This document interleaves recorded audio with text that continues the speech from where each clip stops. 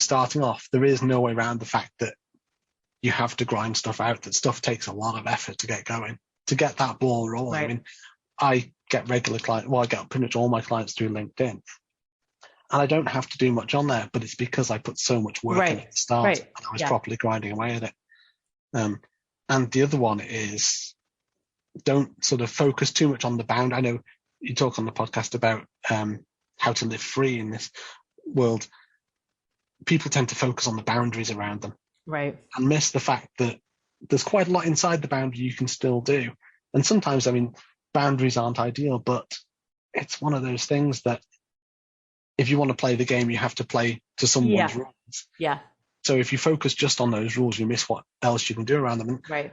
That's something from when I was working with other companies before I came freelancers. There's so many rules in place that you tend to just focus on them. And we're taught this through school. It's always about the rules. And as soon as you go out of that, you go, you suddenly go, actually, maybe the rules don't do what I think they do. Right.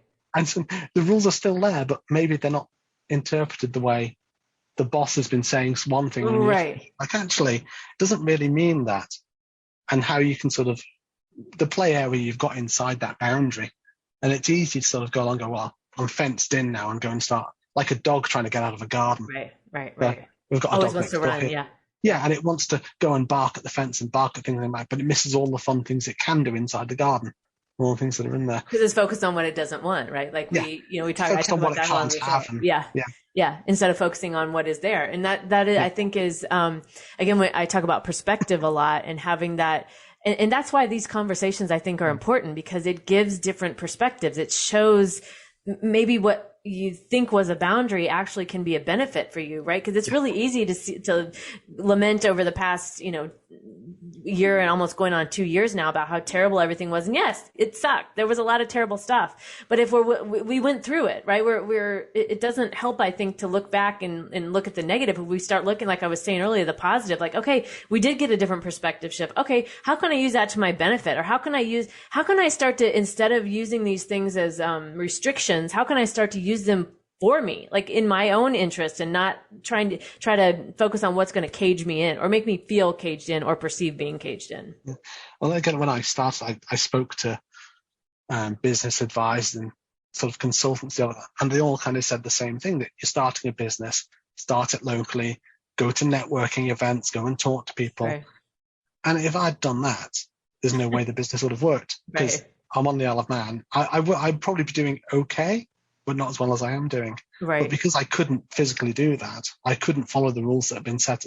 The rules in air quotes. that people had told me I should be doing. I had to go off and find a different way. And then that sort of given me the effect of when I'm talking to people, one of the things that people told me was, copywriters only earn, in the first year, a copywriter will be lucky to earn 20, 25K. And in my first year, I've talked about this online before. So I was hitting around 50, which was slightly over what I was on at my old job. And people think, but you can't be doing that. You're a copywriter. I'm like, right. Yeah, but I don't do what other copywriters do. Right. I went outside of the box, right? I did something, and that's, I think, the rules, like, quote, the rules, what quote, they tell you to do, right? That's also why we stay in these unhappy, or we're in these unhappy situations, because we're doing what, quote, they told us to do. Yeah. Whereas what you're living proof of an example of, okay, you kind of did what they said, but then you altered it. You made it work for you. You found the benefits for you, and you had success, right? And they're trying to tell you can't do that. Well, look, I did. Right? Yeah, like I did. So just because everyone else is doing it doesn't mean it's the best way to do something. Right. Things like, start the big one. Actually, if anyone listening who is going to start a company, the big one that got me was always start going low prices and then try and increase them. Yeah. Now ignore that. Go in with premium pricing and justify them. And own it, right? Yeah. Own it. Like you were saying, the imposter syndrome, right? Having that's normal, right? That's normal. Everyone has that. But the faster you can believe in yourself and just own it and say, this is what it is. Yeah.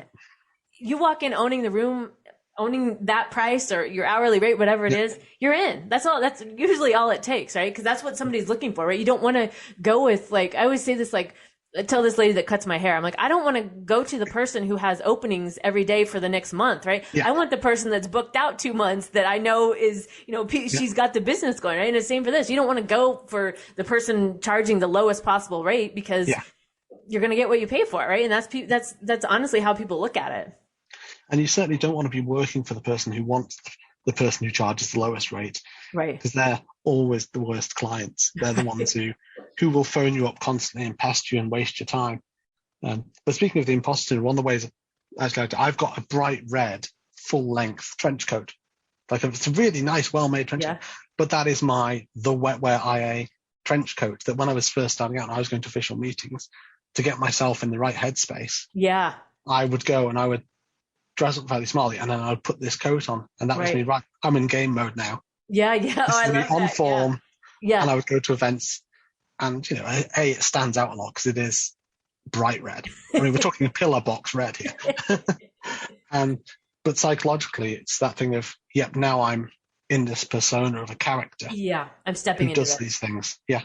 And gradually over time, that character becomes you or less you as it goes. But it helps you just bypass that imposter syndrome initially. Yes. I know. That's awesome. I love that. And Dan, it's really been great to have you on the show and listen to your story. I think it's very inspiring. And I think, I hope the listeners really you're an example. And I love talking to people who are an example of who are creating what they speak, right? You're living your truth. And I think I just love it. So congratulations to you as well. It's been really great to talk to you, and as well on the movie. So what we're going to do is I'll link to your, the movie in the show notes. And why don't you tell the listeners how they can find out more about you before we wrap up? If they Google # the Wetware IA, that'll take them to everything. But I'm mainly active on LinkedIn as the Wetware IA. So they just go on there, they'll find me quite easily. Okay. And if anyone wants to talk about this stuff, I will happily talk for hours.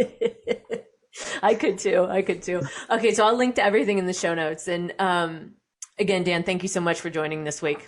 No problem. Thanks for having me. It's been good fun.